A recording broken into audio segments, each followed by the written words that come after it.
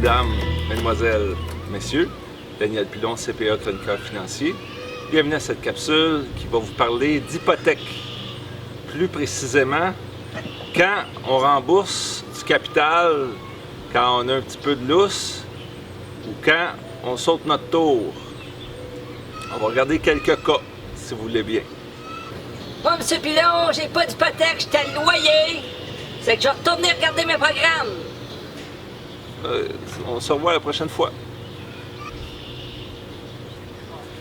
Donc, généralement, on peut rembourser 10 à 15 % du capital à chaque année. Fait que si on a une hypothèque à taux élevé, souvent même, il y a des gens qui ont des marges de crédit hypothécaire. Donc, ça se paye, ça, avoir une marge de crédit hypothécaire. Je vois souvent 4, 4,25, 4,5.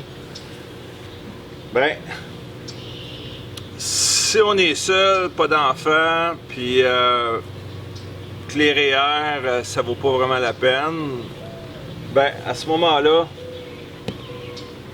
3,75 et plus, on met de l'argent.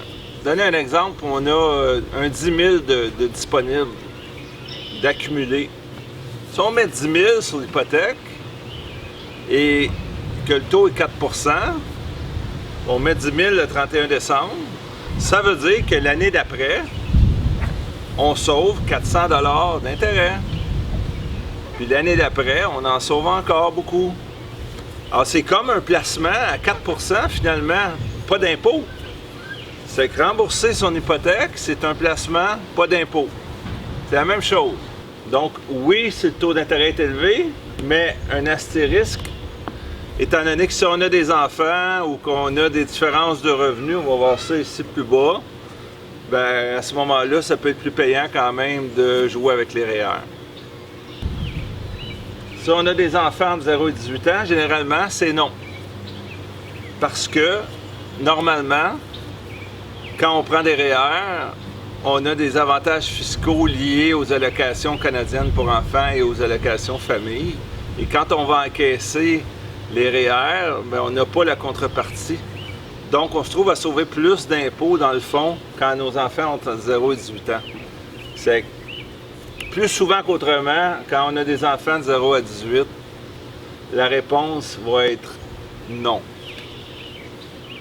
Les salaires égaux, pas d'enfants, un couple qui vit ensemble, la réponse, c'est oui. Parce qu'il n'y a pas d'avantage lié aux enfants, il n'y a pas d'avantage de prendre des REER au conjoint. Un petit astérisque, si les deux ont des gros revenus, à ce moment-là, ça vaut la peine de prendre des REER parce qu'ils vont sauver un très haut pourcentage d'impôts. Une différence de salaire importante dans le couple? Non, on ne met pas de capital sur l'hypothèque. On va se servir du levier du REER au conjoint, excessivement payant. Mince marge de manœuvre, on est un peu serré, on a un 5 000 de disponible, mais on n'a pas de marge de crédit, on n'a rien d'autre, on n'a pas de REER, on n'a rien en cas d'urgence. Pas une bonne idée de rembourser l'hypothèque parce qu'on a besoin d'argent, si c'est un paquet de troubles, rouvrir tout ça. Peut-être mieux de prendre des REER et au moins l'argent est disponible. Donc si on n'a pas de marge de manœuvre, règle générale, non, c'est mieux de ne pas rembourser l'hypothèque. La maison ne prend pas de valeur, on est dans un quartier qu'on aime bien, une ville, une région qu'on aime beaucoup, mais il ne se passe rien point de vue du marché immobilier.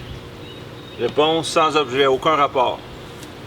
Ça n'a aucun rapport si notre maison prend plein de valeur, ça n'en prend pas, ça en prend un peu. Ça ne devrait pas influer sur notre décision de rembourser du capital ou non sur l'hypothèque. Bonjour, M. Pilon. Vous savez que je suis l'ex-femme de médecin. Moi, j'ai 400 000 de REER. Je suis divorcé, ça fait 5 ans. J'ai pas d'hypothèque du tout. Est-ce que vous pensez que je devrais hypothéquer ma maison pour faire des investissements? Ben, on dévie un petit peu du sujet, mais potentiellement oui, parce que je pense que vous avez des enfants entre 0 et 18 ans. C'est donc intéressant de prendre des REER les enfants vieillissent tranquillement. Et puis, ça vous donne plein de bonbons fiscaux parce que vous êtes monoparental. Alors, d'hypothéquer la maison pour investir, dans votre cas, c'est très tentant.